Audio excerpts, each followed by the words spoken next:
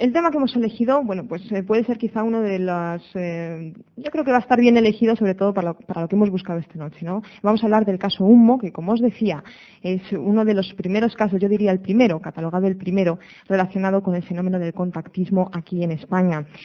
Fue un caso bastante importante, sobre todo por la repercusión a nivel sociológico que tuvo, tanto en nuestro país como fuera de él. Y la sigue teniendo todavía. Y importante porque todavía la sigue teniendo. Aunque hubo un momento de desprestigio por ahí que a lo largo de la noche trataremos, todavía hoy sí se siguen dando claro, notas, sobre todo ¿no? es muy importante no solamente que se trate del primer caso de contactismo en España, de contactismo y de avistamiento múltiple, de recepción de documentos, incluso de evidencias físicas que pudiesen avalar que realmente se trataba de extraterrestres, ¿no?, que estaban en contacto.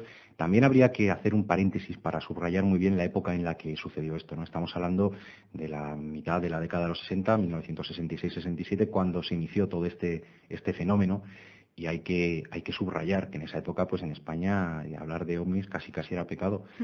Y sobre todo, pues bueno, estábamos viviendo un régimen dictatorial donde el reunirse se podría calificar casi como clandestino, ¿no? Entonces, de ahí la relevancia que tuvo este caso y sobre todo, cómo ha podido todavía subsistir 34 años después, hasta la fecha de hoy, como tema de contacto, ¿no? El tema Humo todavía está vivo. Has dado una buena pincelada, empezando a comentar, José, el tema de bueno, en el momento en que surge este caso Humo, ¿no? El origen del caso Humo. Y me gusta que lo hayas iniciado así, porque ya tenemos al otro lado del teléfono a nuestro invitado de hoy, Manuel Carballal, que damos la bienvenida. Manuel, buenas noches. Hola, buenas noches. Encantados, como siempre, de tenerte aquí.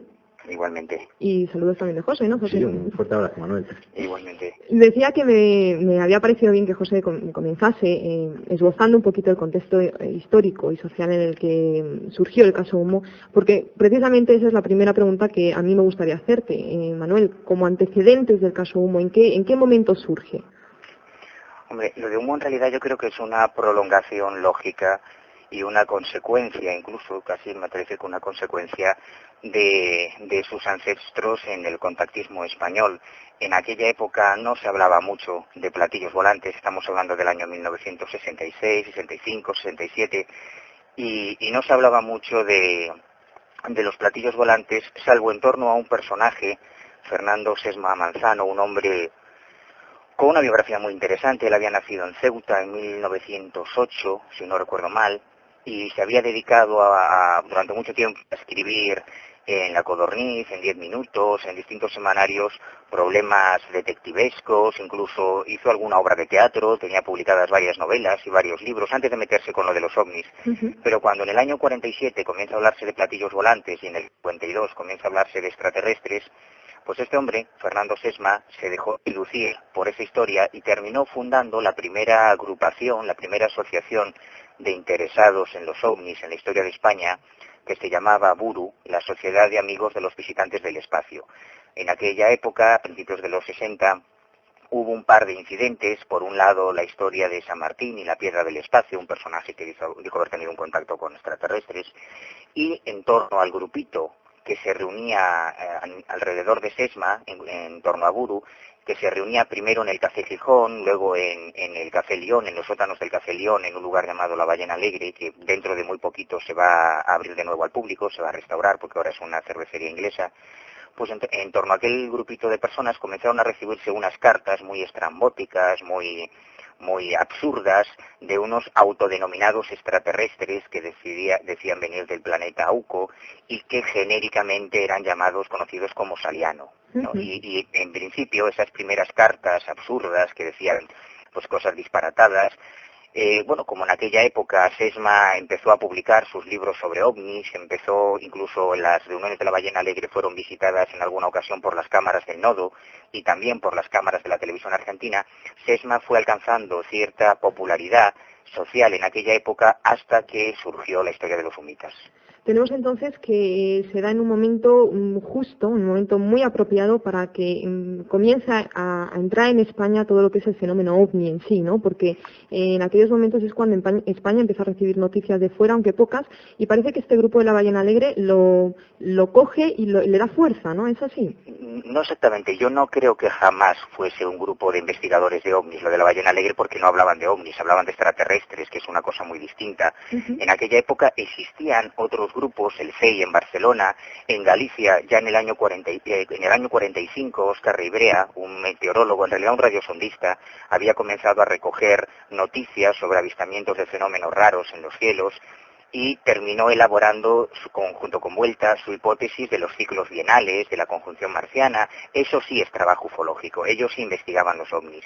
Pero claro, como empezó a salir en la prensa la historia de los platillos volantes, tanto Óscar Ribrea como José María Casasuguet, que fue posterior fundador del CEI, terminaron adscribiéndose a Buru, a la Asociación de Amigos de los Visitantes del Espacio, como socios, pensando que ahí se iba a hablar de ovnis, y se encontraron con la estrambótica historia primero de los auquianos y luego de los sumitas. Yo tengo los originales de las actas de fundación de Buru, los listados de los primeros miembros, de los carnés, y ahí aparecen personajes como esos, como Óscar Ribrea o como Casasuguet, que sí fueron investigadores de ovnis, y otros como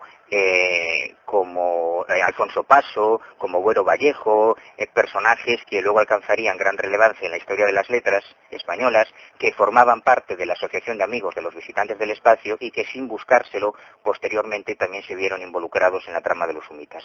Entonces, Manuel, tú nos comentas que el tema humo empieza a raíz de la recepción por parte de algunos de los miembros de esta asociación que se reunían en los sótanos del Café León, y yo lo que me cuesta bastante comprender, a raíz de las cartas es cuando surge todo. ¿Tan buena fe tenía la gente en aquella época o hubo algún hecho determinante que ayudase a la expansión de este fenómeno? A ver, yo no quiero quemar la historia, no quiero contar el final antes de tiempo, porque no sé cómo tenéis estructurado el programa y no quiero chafarlo. Nada, tranquilo. Yo solo te digo que en aquella época tenemos un grupo de personas, entre los que hay personajes muy relevantes, comisarios de policía, un directivo de Renfe, la secretaria de la Embajada de los Estados Unidos en Madrid, personajes como Alfonso Paso, Güero Vallejo, gente de cierto peso social, que se reúnen en torno a un personaje completamente atípico, que es Fernando Sesma, para recibir cartas de supuestos extraterrestres, hablo de los auquianos, que decían cosas totalmente absurdas y disparatadas. Yo lo que supongo, perdona que te interrumpa, Manuel, lo que supongo que a lo que se refiere José es a esos casos de avistamientos. Sí, pero por casualidad o por cualquier otro es una tema. Historia muy diferente. O sea, durante unos años, no hubo avistamientos, no hubo nada. Hubo algunas experiencias paranormales, entre comillas lo de paranormales, que ellos asociaban con los extraterrestres, pues encontrarse, por ejemplo, y aunque suena así de absurdo, es que es la realidad, encontrarse paseando por el Parque del Retiro un calcetín con una S, por ejemplo, que es la inicial de Saliano, y que supuestamente había sido dejada por el extraterrestre. Tonterías parecidas, ¿no? Pero que en aquel momento pues acaparaban la atención de los seguidores de Sesma, y por otro lado de los bromistas, de los universitarios, de los adolescentes que iban a la Ballena Alegre simplemente a reírse de Sesma. Yo entre los documentos que puedo conseguir, que me facilitó en su día el padre Enrique López Guerrero, está una grabación de audio de una de las reuniones, y ahí se escucha perfectamente el cachondeo que se traían montado en torno a Sesma, los chavalotes, los universitarios que iban a reírse de aquellas historias. O sea, por un lado tenemos los creyentes, y por otro lado los bromistas, que probablemente eran los autores de las cartas, concretamente un matrimonio muy concreto, los autores de las cartas de Saliano, que iban allí a cachondearse de Sesma y de gente que tenía un interés sincero en lo de los ovnis.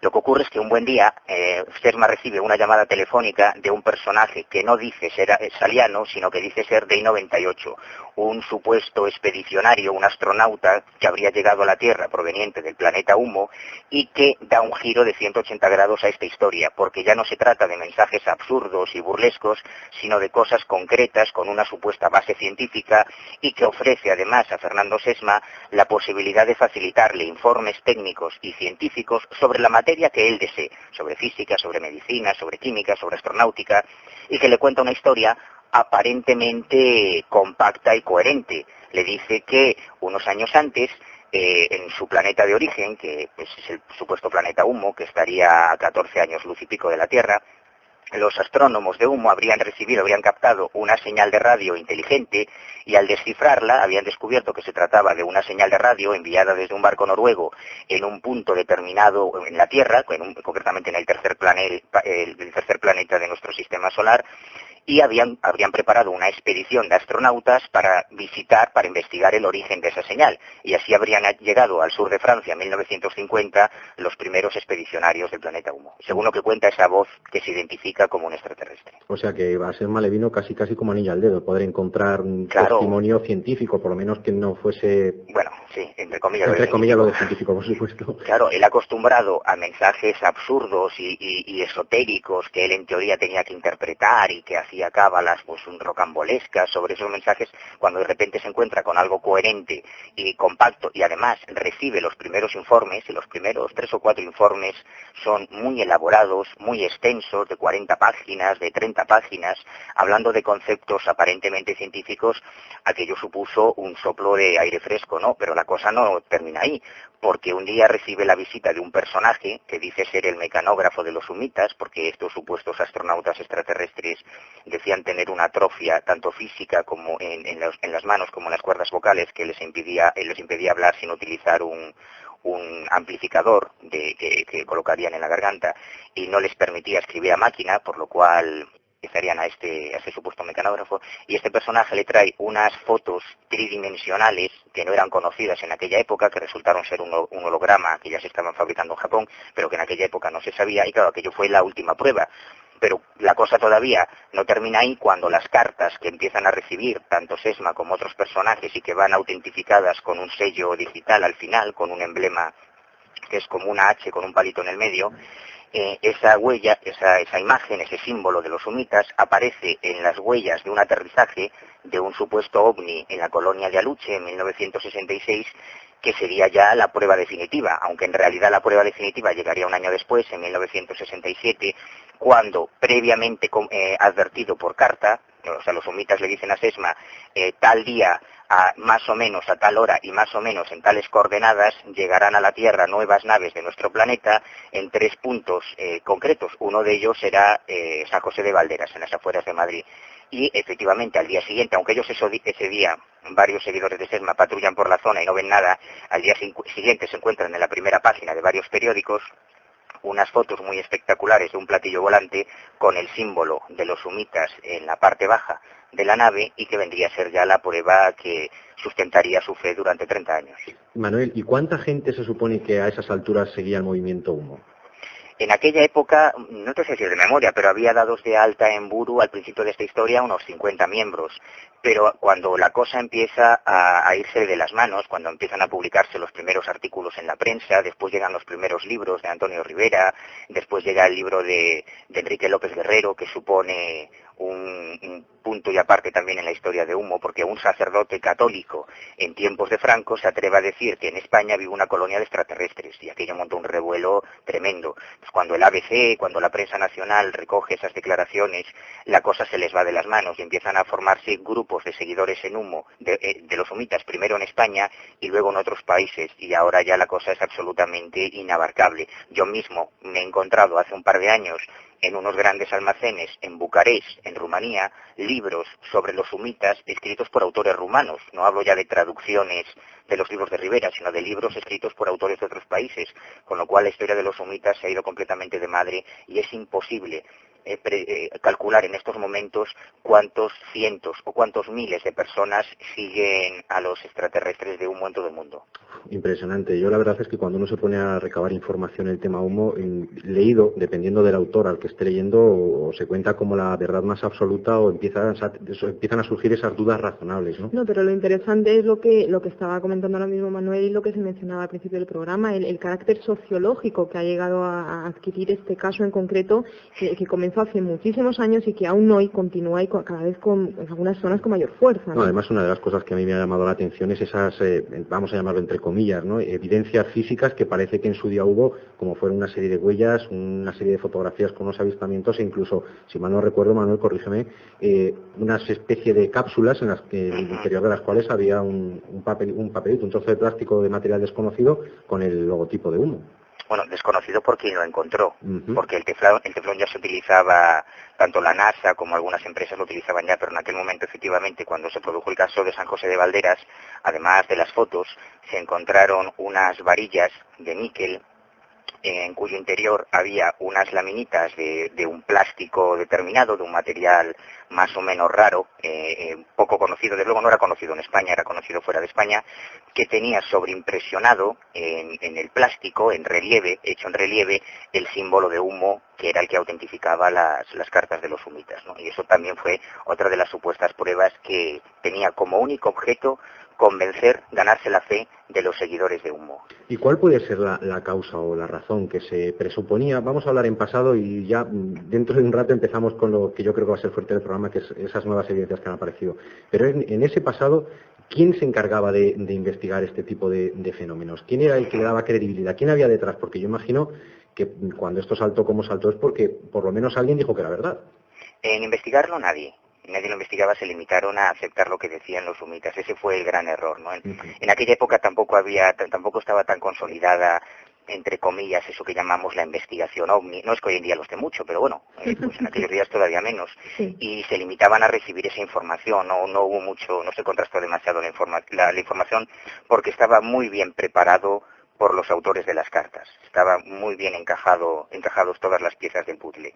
Cuando se produjo el caso de Aluche, investigación no hubo un personaje, un periodista que recibió una llamada telefónica, que se acercó a la colonia de Aluche y que entrevistó a varios testigos que supuestamente no tenían relación entre ellos y que habían visto la nave de los supuestos humitas desde distintos puntos, ¿no?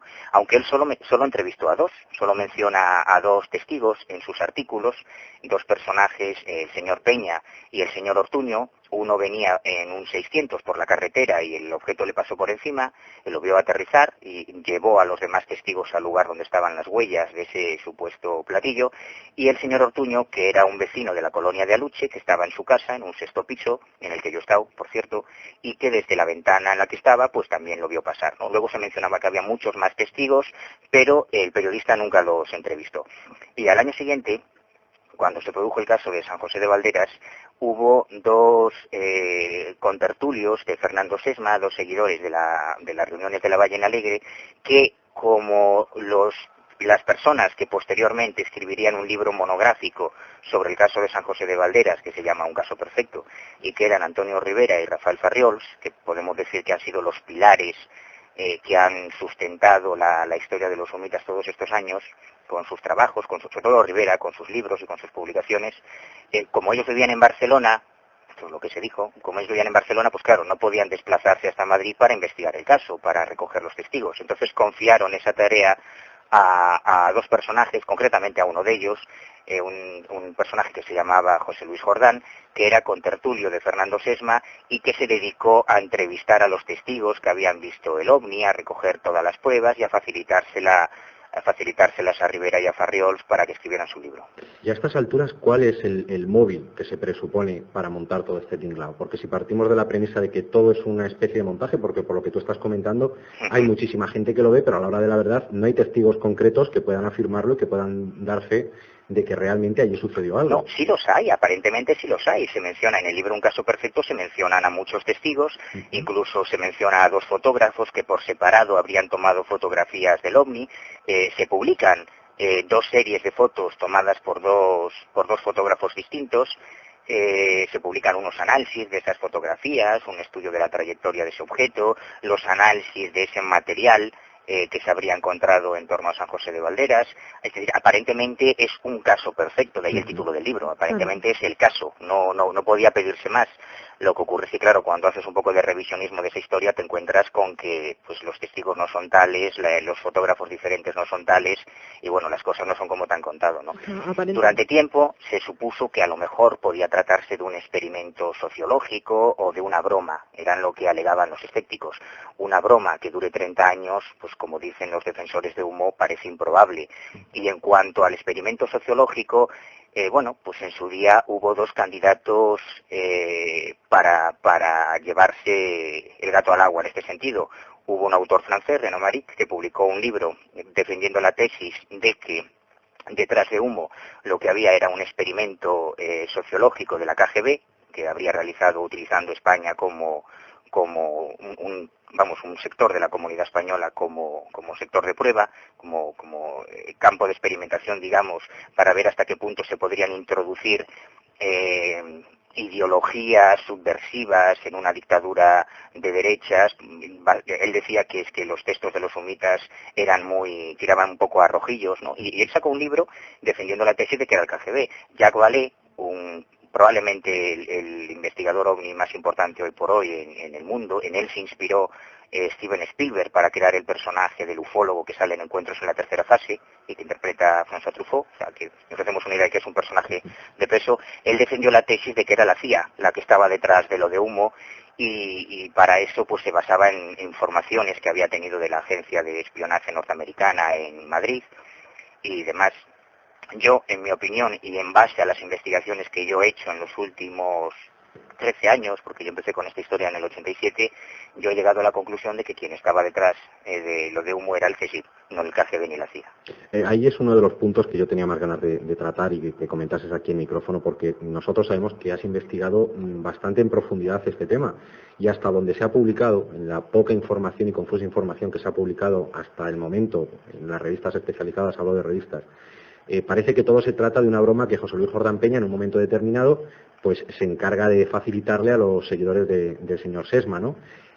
¿Cómo puede ser esta trama? ¿Cómo la ves tú, que has estado directamente investigando este tema?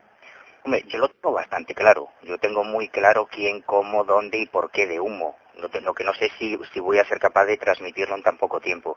Jordán Peña no hizo, lo de Humo no es una broma. Una broma no se mantiene durante 30 años. En esto tienen razón, en mi opinión, los defensores del origen extraterrestre de Humo, que yo no comparto.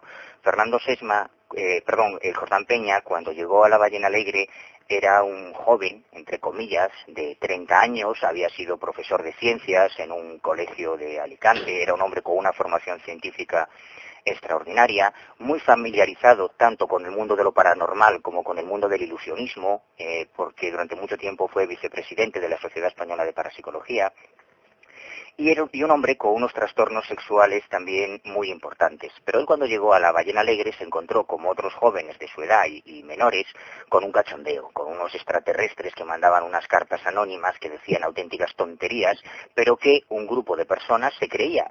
Y decidió, esta es mi teoría, esta es mi hipótesis de trabajo, decidió meter mano en el tema y revolucionarlo y darle un giro de 180 grados y llevarse el control de esa historia, creando otros personajes con mucha más solidez científica, con la formación con la que él estaba familiarizado, y creó a los humitas. Al principio quizás sí, como una broma, pero se dio cuenta en muy poco tiempo de que con esas cartas y con esas llamadas tenía poder, mucho poder para guiar las conductas de un grupo de personas hasta extremos espeluznantes, porque ha habido ocasiones, hay momentos concretos en la historia de Humo, como cuando los humitas dicen que llega el fin del mundo, que va a estallar la guerra entre el bloque soviético y los Estados Unidos, no olvidemos que estamos hablando de los tiempos de la Guerra Fría, y sugiere que en una colonia, en concreto en Piedralaves, cerca de Madrid, hay un refugio subterráneo que habrían creado los humitas, por si llegaban este momento, y que los terrícolas estábamos locos, que ellos iban del planeta, pero que iban a dejarle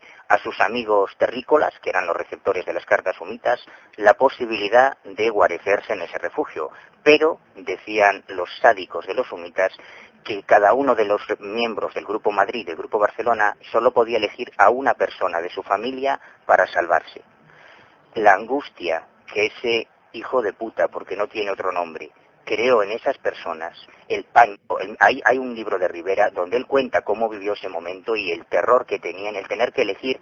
Yo os paso la pelota, si os dicen que llega el fin del mundo, alguien en quien confiáis ciegamente y os creéis que llega el fin del mundo y que solo vais a poder salvar a uno de vuestros parientes más cercanos, ¿a quién salvaríais y a quién dejaríais morir? Estos han sido algunos de los juegos que este señor se ha permitido durante todos estos años, y eso no es una broma, pero hay mucho más, porque con ese poder podía hacer lo que le daba la gana, desde seducir, por decirlo de alguna manera, desde cepillarse a una serie de mujeres, además, bueno, pues con unas prácticas sexuales que a él le iban y que por respeto a sus hijos, no a su mujer, pero sí por respeto a sus hijos, yo no voy a mencionar, consiguió un sobresueldo cuando convenció los humitas, no él, a uno de las personas de más poder adquisitivo en el grupo, y había gente de mucho dinero, de que tenían que fabricar una patente que le iban a dar los humitas, pero que para ello tenían que contratar a Jordán Peña. O sea, sacó dinero, sacó sexo, sacó poder, sacó muchas cosas. O sea, eso no es una broma. ¿Llegó a tener, podemos decir, este caso Humo, connotaciones sectarias? Claro, por supuesto. Por supuesto que sí. Tanto en el caso de Jordán, es decir, creados grupos, al menos 2 que yo conozca, grupos creados, controlados y manipulados directamente por él, y luego toda una serie de sectas que han utilizado Humo para justificar sus particulares teologías, ¿no? Y esta es otra de las cosas más graves de esta historia. Jordán Peña abrió la caja de Pandora y luego no fue capaz de cerrarla. Se encontró, por ejemplo, un día con que un personaje, otro sinvergüenza tan mal nacido como él, como era Eddie González, se dedicaba a iniciar en las prácticas homosexuales a menores, diciendo que era un príncipe extraterrestre, que había llegado de otro planeta, y demostrando que él era extraterrestre a través de unas fotografías de su nave que habían sido tomadas en San José de Valderas en el año 87. Y como estas fotografías, las de Valderas, han sido reproducidas una y otra vez por todos los ufólogos de medio mundo, pues parece que esto, como salen los libros, parece que es cierto, ¿no? Y algunos de esos niños llegaban a tatuarse debajo de la axila, debajo del brazo, el símbolo de los humitas como prueba de amor a ese príncipe extraterrestre que era Eddie González. Lo mismo pasó con las hijas de Humo, con las hermanas de Humo. En Argentina, hasta no hace mucho, había un hospital que funcionaba con medicina humita. En Italia, en Japón, en montones de países se han creado grupos sectarios seguidores de los humitas que ya no tenían nada que ver con Jordán Peña, porque se le había ido de las manos la historia, ¿no? Cuando empezó a publicarse los primeros libros y demás, el tema se le fue de las manos. Que eran derivaciones, ¿no? Claro, eso es lo que ha hecho que hace unos años Jordán Peña se decidiese a confesar que él era el autor de esta historia. Pero de ovnis todavía no creen a muchas personas. Manuel, entonces de ovnis nada. Para mí no. Es decir, de ovnis sí, pero no de extraterrestres. De ovnis sí, pero no de extraterrestres. Eso. Hoy, Manuel, hemos inaugurado una nueva forma de comunicación con nuestros oyentes aquí al otro lado, una forma de comunicación que ya se ha utilizado en otros programas de radio dedicados a estos temas, pero que nosotros hoy pues lo hacemos por primera vez, ¿no? Y es que desde el canal de IRC Hispano nos puedan preguntar cosas para que a su vez te las remitamos a ti. Y hay un chico, una chica, no sé, que se llama Tuco, y que pregunta si la famosa piedra que se encontró, supongo que se refiere a la piedra de San Martín, la que mencionaste al principio, si en esta piedra, bueno, si se sabe algo de ella o si se ha hecho alguna investigación en serio y ha dado algún dato concluyente. Exactamente. En realidad es relación directa ninguna. Lo que ocurre es que apareció justo cuando se había creado Guru y antes de que aparecieran los humitas. Y bueno, pues cogió ese momento histórico y entró dentro de las divagaciones mentales de Sesma y de Severino Machado y de otros personajes. La piedra del espacio se ha estudiado muchísimo por activa y por pasiva, pero quizá no demasiado seriamente. La piedra del espacio era una piedrecita que se encontró en las afueras de Madrid, que habría dejado un supuesto extraterrestre llamado Atienza, y en la que aparecían unos símbolos, y esos símbolos fueron interpretados por activa y por pasiva por todos los seguidores de Sesma, incluso por el mismo Sesma, que también llegó a escribir mucho sobre la ballena alegre. Pero vamos, no creo que tenga ninguna relación con la historia de los humitas, solo que apareció en ese momento nada más. Hay otra pregunta que nos remite a Arcanus y que yo creo que puede guardar relación con algo de lo que yo he leído que tienes publicado, además hay bastante información en Bitácora, y es la relación que pudo haber en un momento determinado entre el CSIC y supuestos cifrados de mensajes para poder pasarlos. ¿Qué nos puedes comentar de esto?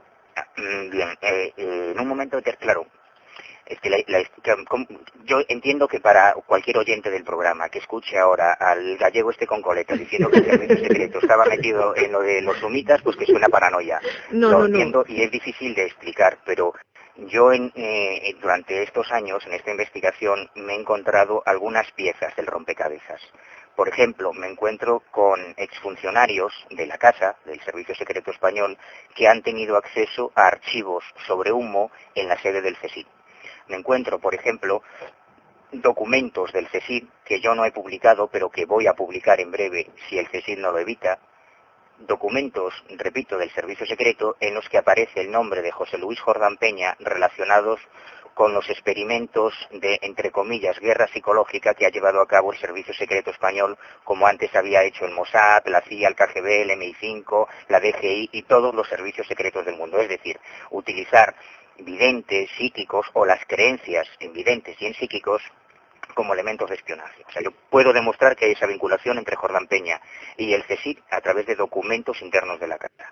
Me encuentro, por ejemplo, con personajes como el coronel Juan Alberto Perote, o personajes que Perote me ha presentado como funcionarios del CSIC que trabajan de la CIA, que trabajan de antenas de la CIA en España, que han reconocido fotos que yo les he mostrado de las colaboradoras de Jordán Peña en la historia de Humo como videntes colaboradoras del CSIC. Es decir, una serie de elementos que a mí me han llevado a la conclusión de que el CSIC y antes el SECET, que es el servicio secreto que fundó Carrero Blanco y antecesor directo del CSIC, del Centro Superior de Información de la Defensa, que estuvieron muy metidos en las reuniones de la Ballena Alegre y que estuvieron muy metidos en la trama de Humo casi desde el principio. La cogieron ya empezada, pero casi desde el principio. Claro, A partir de ahí solo tengo que buscar el móvil, claro, que es lo que puede buscar el CSIC, y la utilización de las cartas sumitas como un sistema de encriptación de información podía ser uno de los móviles. Realmente es que cuando uno se pone a mirar las cartas, nosotros hemos tenido la suerte de poder acceder a 2 de ellas, ya traducidas y más o menos pasadas a limpio. A mí lo que me choca relativamente es que el contenido que tiene pseudocientífico acojona al más pintor, y que me perdonen la expresión. ¿Cómo una persona pudo llegar a escribir tantísimas cosas y con unos contenidos tan amplios? ¿No se ha demostrado que algo de lo que hay ahí sea verdad? ¿Puede ser un plagio? Claro, bueno, sí, es verdad y sí es un plagio. Es decir, Jordán no se explicó, no se inventó nada.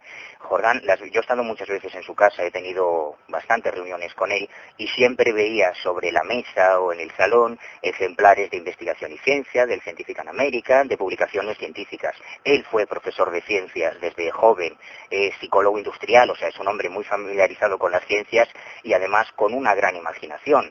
Y él simplemente tuvo que coger las cosas que aparecían publicadas en otros países y que en España, por desgracia, no se forma mucho, no hay mucha formación científica, y echarles imaginación.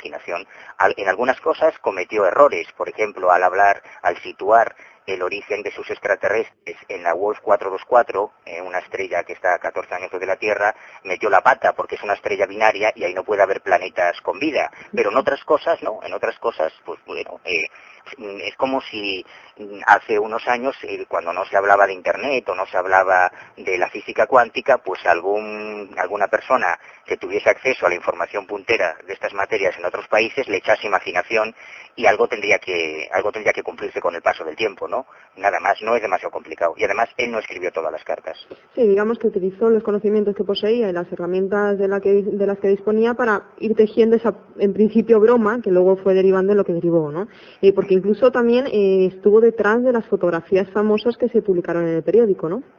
Sí, a mí me contó cómo las había hecho y yo, basándome en lo que él me contó, yo hice una maqueta como la que él me dijo que había hecho. Me fui el mismo día, a la misma hora, al mismo lugar, a la colonia de San José de Valderas, pero 30 años después, también el 1 de junio y también a las 8 de la tarde, y hice una serie de fotos pues muy parecida a las que aparecen publicadas en el periódico de la época. El troquel que utilizó para hacer las laminillas que se encontraron en San José de Valderas con el símbolo de Humo sobreimpresionado, lo tengo yo en mi casa y es la única prueba física, porque cuando se investiga un delito, la policía o la Guardia Civil, cuando se hace una investigación criminal, no basta con la confesión del autor. Hay que tener pruebas, no basta con que alguien te diga yo soy el culpable, no, tiene que demostrarse. Y ese troquel, esa pieza metálica, es una de las pruebas físicas de que Jordán Peña estaba por lo menos detrás del caso de San José de Valderas.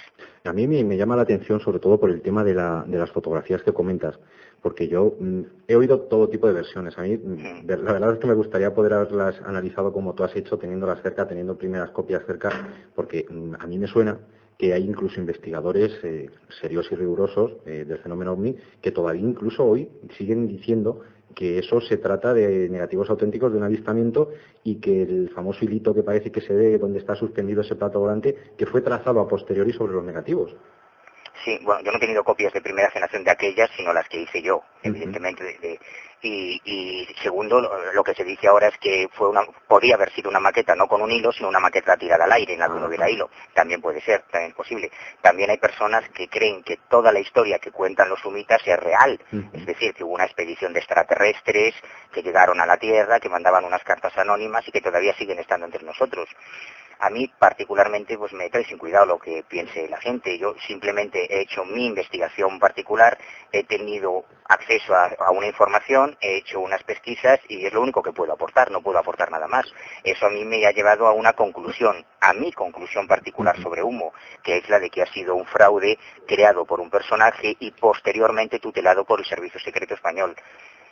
Estoy completamente abierto, quiero decir, si ahora aparecen pruebas que demuestren que yo estoy equivocado y que los humitas son reales, oye, estupendo, bendito sea el cielo, pero mientras eso no surja, pues yo seguiré pensando lo mismo. Porque tú no has encontrado, Manuel, ningún testimonio de alguna persona que esté completamente desvinculada con estos movimientos y que fuese testigo en un momento determinado pues de cualquiera de estos avistamientos. ¿Tú has encontrado a alguien que te lo No, yo he estado en San José de Valderas y en Aluche varias veces, hablando con gente de la zona, con gente del colegio, con alumnos que estaban en aquella época allí, y era muy divertido, era muy simpático. Por ejemplo, en Aluche, cuando me decían que en el bar Palencia, por ejemplo, que es donde entró Jordán Peña dando gritos, porque lo que no he dicho es que el señor Peña, que vio el ovni de Aluche, y el señor Jordán Peña, que hizo toda la investigación de San José de Valderas, son la misma persona, que esta es otra pieza importante. Sí, que estaba detrás de los dos avistamientos. Exactamente.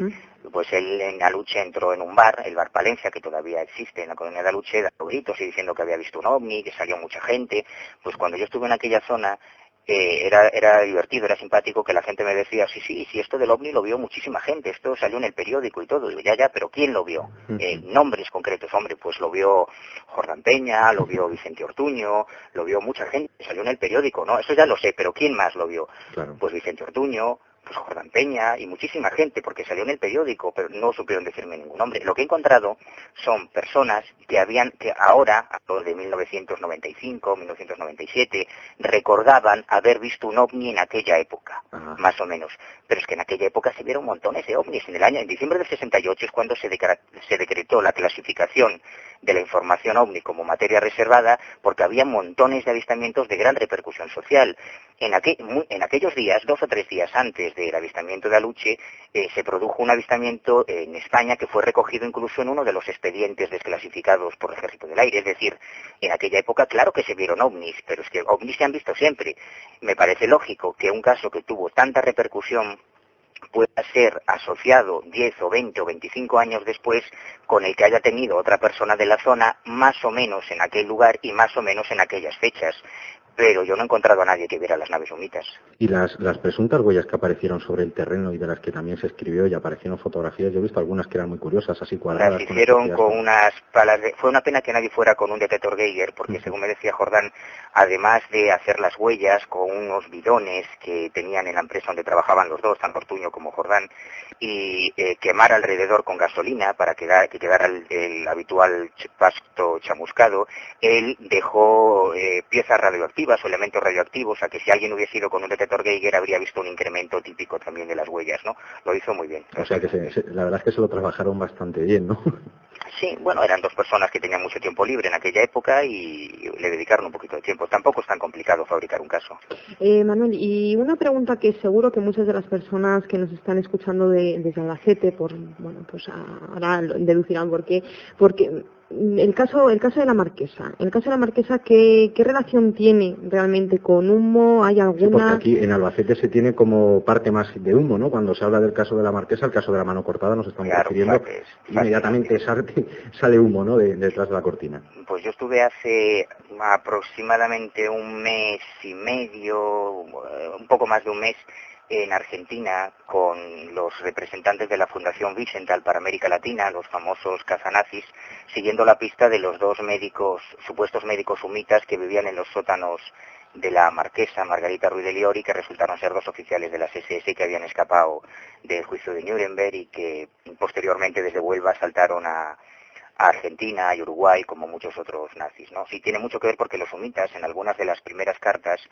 decían que la historia que ellos cuentan es que llegan a la Tierra, aterrizan en un lugar determinado que son la Yavy, en el sur de Francia, tardan unos días en sintonizar las emisoras de radio y de televisión de la Tierra para aprender el idioma y posteriormente se infiltrarían en la sociedad terrícola, ¿no? Ellos tienen aspecto nórdico, alto, rubio, guapetones, las chicas estarían encantadas de conocer a Sumitas, y se dividen los hombres de DEI 98, unos van hacia una zona, otros hacia otra, y algunos entran en España localizando a una mujer fascinante, la marquesa Ruiz de Liori, que habrían localizado, según dicen ellos, en los archivos del Servicio Secreto francés, porque esta mujer, y esto sí es cierto, trabajó como espía, fue una de las primeras mujeres, una Matajari española, Sí.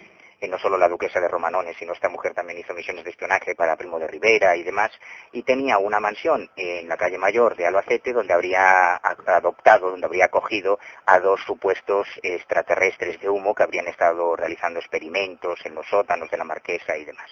Eso es lo que cuentan los humitas en sus cartas. Y según me dijo Jordán, paradójicamente, la historia de la marquesa aparece en la trama de Humo por un error de Jordán, porque cuando los seguidores de Humo, cuando los investigadores que empiezan a acercarse al tema Humo en los años 70 y 80 intentan confirmar las historias que contaban los humitas en sus cartas, se encuentran con una historia absurda y delirante, que es esta que os he dicho, ¿no? La de que los humitas llegarían a España asentándose en Albacete, que estarían, digamos que tutelados por una mujer que había sido espía, que en un momento determinado se les escapa un virus que habría infectado en la mano, en los ojos y en la lengua a la hija mayor, a la única hija de la marquesa, Margot, y que habrían tenido que amputarle la mano, los ojos, la lengua y demás, ¿no? Y que esto habría producido un escándalo. Cuando los investigadores, los ufólogos o los humólogos se van a las hemerotecas y empiezan a rastrear los archivos, se encuentran con que efectivamente en los años 50 en Albacete y en Madrid estalla un escándalo cuando Margarita Ruiz de Liori, que efectivamente existió y que había sido espía y amiga de Franco, bueno, pues es detenida porque el cadáver de su hija aparece con la mano mutilada y con unas mutilaciones en los ojos y demás. Es decir, lo que contaban los humitas aparentemente era cierto. Lo que pasa es que Jordán Peña cometió un error, porque en una biografía bastante mala de la marquesa se sugería que la marquesa había sido una de las tripulantes del Dragón Rapí en el que habría viajado Franco, y esto no es cierto, ¿no? Fue uno de los errores de Jordán. Pero bueno, no tuvo mal tino al meter a Margarita Ruiz de Liori, porque en sí misma la biografía de la marquesa es absolutamente fascinante. Fascinante, además, de verdad, para todos aquellos que viviendo en Albacete aún no lo sepáis, la antigua Casa de la Marquesa es lo que hoy se configura como la Delegación de Industria, que también tiene historia detrás. Algún día, si te parece, Manuel, tratamos el tema más a fondo. Sí, sobre todo la vida de Margarita es apasionante. Por eso mismo. Apasionante. Casi terminando ya, nos remitimos a otra pregunta que nos envían desde Internet y que, bueno, la verdad que yo también lo tenía en mente, así que voy adelante con ella. Nos la envía Arcanus y comenta lo siguiente, Manuel. En el libro que dicen por ahí que vas a publicar dentro de poco, ¿tratas el tema de humo? Pues sí, el capítulo más extenso va dedicado a humo. Pues ya está, más de uno estamos ya afilando los dientes. ¿Para cuándo la publicación, Manuel? Pues no lo sé, para cuando Dios quiera o el CSIC deje. Porque no creo que les haga mucha gracia. Entonces seguramente el libro es bueno. Una pregunta que te quería yo hacer, Manuel. ¿Qué número más o menos, si nos lo puedes dar, de cartas se han recibido sobre humo? Se han recibido, se están recibiendo y se recibirán. Es absolutamente implanteable. Al principio había un solo grupo de receptores y era fácil controlar las cartas que se recibían, que era el Grupo Madrid. Después se creó el Grupo Barcelona y posteriormente, cuando se publicaron los primeros libros, tanto de Enrique López Guerrero como después de Rivera y luego de otros autores, el tema se fue de madre y se han creado grupos independientes que no tienen relación con el Grupo Madrid ni con el Grupo Barcelona en Europa, en América, en otros países, ¿no? Por lo tanto, es absolutamente imposible predecir cuántas cartas se están recibiendo, cuántas llamadas y cuántas historias, porque hay grupos de seguidores de humo completamente independientes entre sí, absolutamente sectarios, en tanto son cerrados y están conducidos por tíos tanto o más siniestros que Jordán Peña, que explotan la historia de los humitas según sus propios intereses, ¿no? Es imposible de controlar ya lo que hay detrás de humo a estas alturas. ¿Y hacia dónde crees tú que se dirige? Porque habiéndolo visto tan de cerca y intuyendo un poquito lo que puede suceder, ¿hacia dónde va el tema de humo? ¿Imposible de predecir, quizá? No, pero es que eso es preguntar, salvando las distancias, como hacia dónde va el cristianismo. Al principio, cuando había una comunidad de seguidores de un carpintero judío hace 2000 años, pues era muy fácil controlar el tema. Hoy en día el cristianismo tiene montones de ramificaciones distintas que no tienen relación entre sí, que incluso además están enfrentadas y son antagónicas, como los católicos, los protestantes, los cuáqueros, los mormones, la Iglesia Ortodoxa rusa, los testigos de Jehová, grupos que no tienen relación entre sí y que cada uno va por derroteros distintos.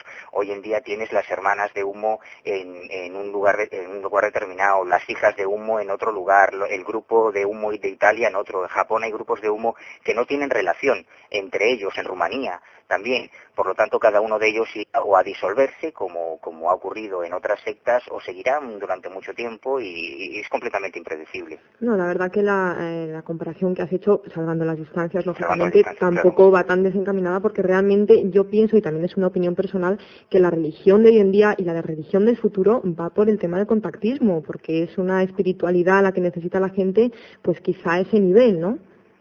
Es posible en nuestro contexto, en el contexto judio-cristiano, más o menos tecnológico, más o menos tecnificado. Es lógico que la evolución de las creencias pues sustente los nuevos mitos teológicos en la cultura tecnológica en la que nos movemos, ¿no? Es razonable. Pero yo acabo de llegar hace menos de una semana de África, de Mauritania, donde lo que hay son, pues, por un lado, el Islam, que es la religión más extendida, pero entre las tribus nómadas que viven en el desierto todavía están las creencias y las religiones mágicas, animistas, preislámicas, y donde ni saben nada de platillos volantes, ni de extraterrestres, ni les interesa lo más mínimo. Por lo tanto, afortunadamente todavía hay otras opciones religiosas en el planeta. Manuel, y una pregunta ya para ir cerrando, aunque a mí me gustaría seguir hablando de esto porque el tema me apasiona y esta noche se me han abierto los ojos bastante, ¿no? Una cosa que yo creo que esta noche le debemos a la gente que nos escucha. ¿Qué consejo le das tú a todas esas personas que sienten, sobre todo gente joven, ¿no? Que parece que cuando en esa edad es cuando más nos llama la atención este tipo de fenómenos? ¿Qué consejo das tú a toda la gente que se acerca a estas pseudosectas o a estas sectas enteras o a este conocimiento que puede estar mal interpretado? Qué duro. Eso sí que es una pregunta dura. Yo no soy nadie para dar consejos. Bueno, desde el punto de vista del investigador que tú eres y sobre todo también del divulgador que tú eres de estos temas. Pues, hombre, yo he aprendido, yo he estado en su día muy comprometido con unas creencias, con mis creencias, hasta que descubrí que mis creencias en las que había hipotecado mi vida estaban equivocadas. Y es un palo tremendo, ¿no? Es como si se te abriese el suelo debajo y cayeses a un abismo terrible. Y entonces creo que lo de las creencias es muy muy peligroso. Me imagino que un poco es lo que le ha pasado también a los seguidores de Humo, que durante 30 años han depositado su fe en un sueño que había llegado desde una estrella que está a 14 años luz y de repente han descubierto pues que quizá las cosas no son como creían y que les habían estado engañando 30 años, que es un trago duro de digerir. La mejor forma de que eso no te pase es ser muy prudente, muy crítico y mantener pues eso, un prudente escepticismo un poco como salvaguarda, ¿no? Porque cuando entregas tu fe, de alguna manera todos somos lo que creemos. Aristóteles decía que somos lo que pensamos, pero es que en realidad pensamos lo que creemos, nuestros sentimientos, nuestra ética, nuestra moral, nuestro código de conducta depende de las creencias que hemos asumido desde niños.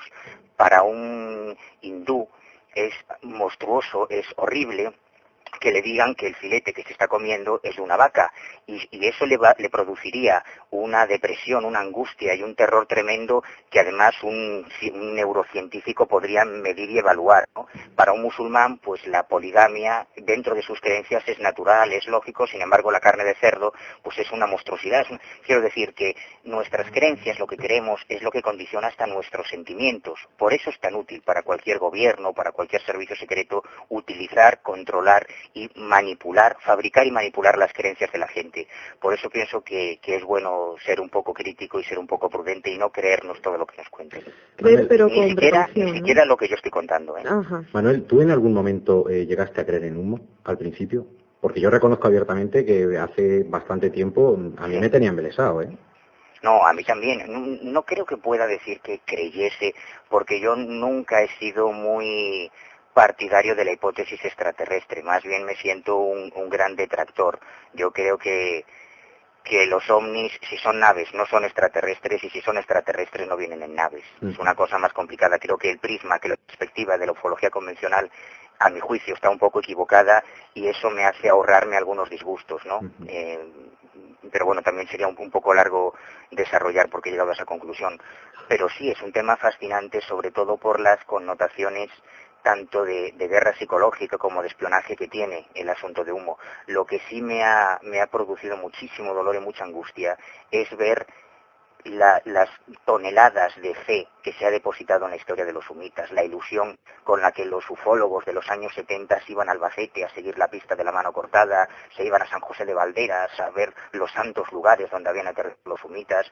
Cuando accedes por ejemplo, a la correspondencia epistolar entre ufólogos de aquella época y ves la pasión, el fervor, la ansiedad con la que hablaban de los humitas, ahí ha habido toneladas y toneladas de ilusión y toneladas de esperanza y sueños y de un montón de cosas. Y eso es lo que me duele muchísimo, ¿no? Que alguien se ha estado burlando de todo eso. Alguien con uniforme y alguien sin uniforme. Bueno, pues nos quedamos entonces con esa frase que has sugerido antes, creer pero con precaución, ¿no? Y sobre todo tratando de indagar y ser un poquito críticos. Muchas gracias, Manuel, por haber estado con nosotros esta noche para tratar este apasionante tema que es el caso Humo. Y bueno, ya sabes que para cuando quieras y para lo que quieras, pues tienes aquí unos amigos en Albacete. Gracias a vosotros. No, yo desde luego con Manuel siempre disfruto bastante porque tiene una forma de ver las cosas, más que de verlas, de expresarlas. Yo creo que mucha gente piensa, pero que poca gente dice. Yo creo que sí, pero bueno. Y ahí... ¿Manuel? Sí. Ah, qué buenas noches.